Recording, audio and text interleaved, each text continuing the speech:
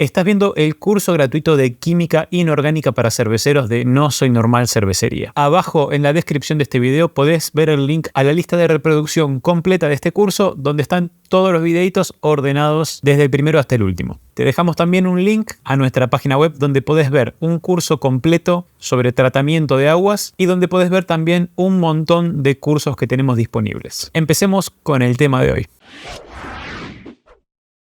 Llegó el momento de hablar de uno de los temas importantes del curso, que es el pH. Muy importante porque el pH va a ser el elemento principal que nosotros vamos a poder medir durante todo el proceso de elaboración de cerveza y vamos a tener herramientas para poder modificarlo y así ir logrando nuestros objetivos durante el proceso. Ya dijimos que tenemos sustancias que son capaces de donarnos protones y las vamos a llamar ácidos. También dijimos que tenemos sustancias capaces de captar esos protones, esos iones hidrógeno, y los vamos a llamar bases.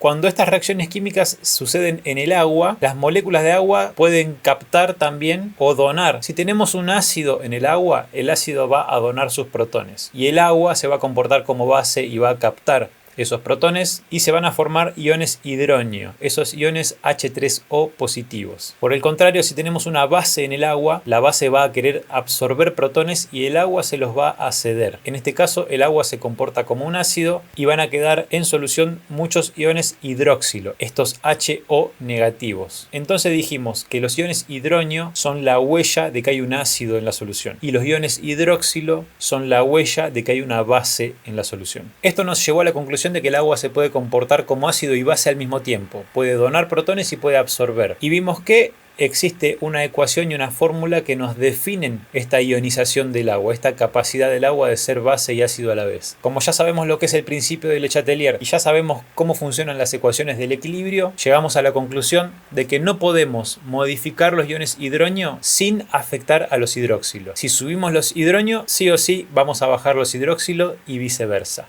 Están atados entre sí en este sistema. Bueno, con todas estas ideas vamos a poder entender qué es el pH y para qué nos sirve. Como estamos todo el tiempo hablando de hidróneos y oxidrilos y dijimos que estos afectan las reacciones químicas, es razonable que los químicos en algún punto quieran poder transmitirse entre sí qué concentración de estos iones hay presentes. Pero ya dijimos que estas concentraciones pueden ser enormes, es decir, puede haber millones, trillones de átomos en una solución. Por eso usábamos la concentración molar. Recuerden que un mol era 6,022 por 10 a la 23 iones en este caso, que es muchísimo, pero muchísimos iones, son millones. Entonces, ¿cómo hacemos para expresar de forma sencilla las características de una solución en cuanto a la concentración de hidróneos y oxidrilos? Y ahí es donde viene el pH. Entonces, para eso se define el pH con esta fórmula. El pH es menos el logaritmo en base 10 de la concentración de hidróneos. ¿Por qué el logaritmo? Bueno, el logaritmo es una función matemática, no nos vamos a detener a estudiarla, tampoco es complicada, así que si les interesa, googleenla y chusmeenla.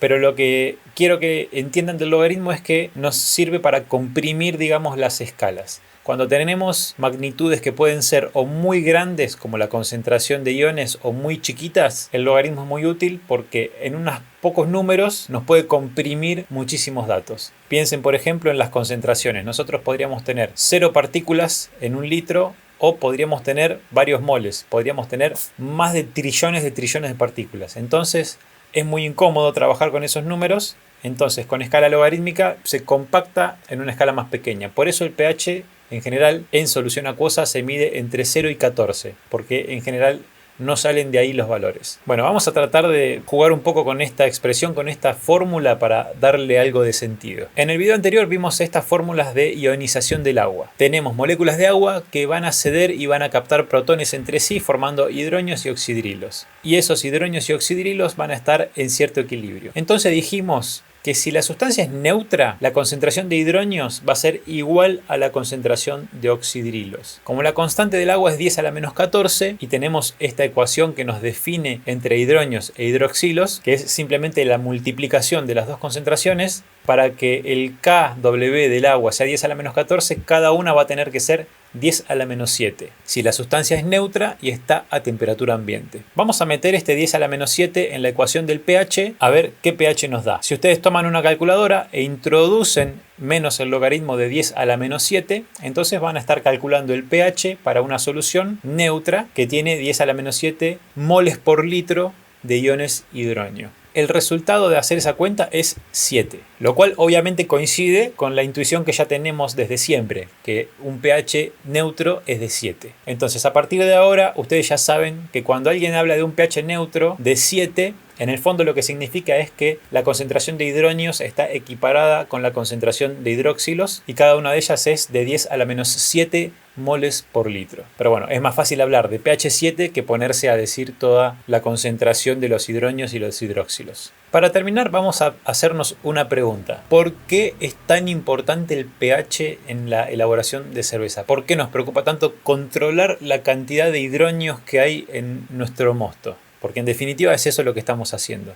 Esto tiene que ver con el comportamiento de las proteínas y de las enzimas en la maceración. Las enzimas, por ejemplo, son estructuras proteicas muy complejas. Hay zonas en la enzima, zonas activas, donde la enzima tiene ciertos componentes y ciertas polaridades y ciertas cargas eléctricas que ayudan, en nuestro caso, a romper el almidón. Resulta que muchas de estas partes, muchos de estos sitios activos de las enzimas son ácidos y otros son básicos. Esto significa que hay algunas zonas que tienden a ceder protones y hay algunas zonas de la enzima que tienden a captar protones. Imaginemos por un momento una enzima que tiene una zona básica y una zona ácida. Imaginemos también que sumergimos esa enzima en una solución que tenga un pH bajo, es decir, que sea ácida, que tenga muchos iones hidronio. Si tenemos muchos iones hidronio, porque la solución es ácida, en otras palabras, lo que tenemos son muchos protones disponibles, muchos iones hidronio, que son moléculas de agua con una carga positiva, que fácilmente podrían cedérsela a otra molécula que tenga ganas de captar cargas positivas. Entonces, cuando nosotros sumerjamos nuestra enzima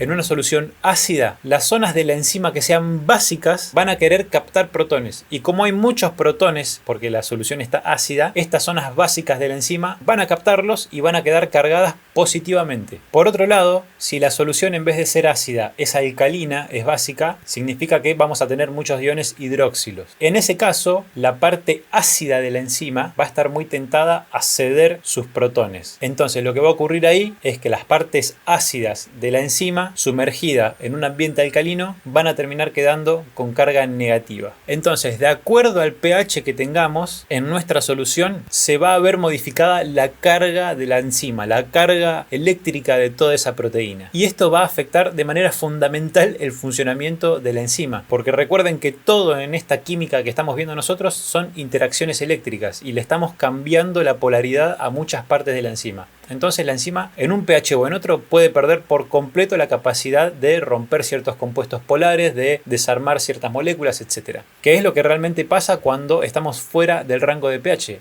Las enzimas directamente no funcionan. Bueno, espero que ahora que entendemos un poco mejor qué es el pH y qué efectos tiene, se entienda el porqué de la importancia del pH en la maceración. Bueno, con este video damos un gran paso. Es uno de los videos que les recomiendo que lo vuelvan a ver y lo repasen y nos consulten si hace falta.